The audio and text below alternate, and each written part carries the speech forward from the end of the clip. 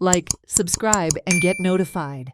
Despite joint land survey and demarcation in the presence of the Panchayat, NGO Goencho Ekwot and the villagers of Molo, Pale village in the jurisdiction of Velsao Pale and Isosim the DSL are on 20th and 21st December 2024 respectively.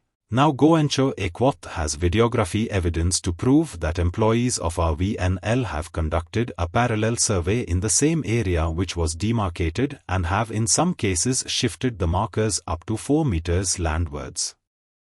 Goencho Ekwot has said the parallel survey is clear case of violating the code governing land regulations and in addition to a demand to resurvey the plot 18/1, Molo, Pale village.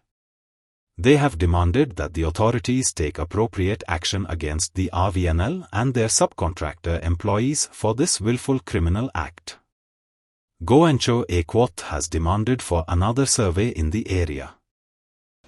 It has come to our notice that certain markers that were installed by DSLR surveyors on the 21st of December have been removed, and another survey has been done by RVNL contractor of the railways, and they have installed their markers, and we have evidence to this which is reported to us by the villagers of Molo.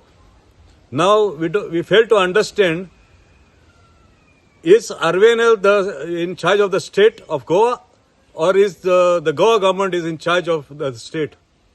Because it seems that whatever the Goa government does or carries out the work, that the works of the railways or the South Western Railways or RVNL is far more supreme in considering the jurisdiction.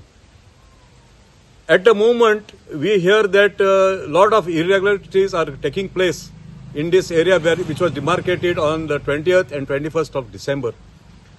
We are going in the process of filing complaints to this end, but we expect the Revenue Department, the Survey Department, to take cognizance of the fact and to conduct another survey in this said land.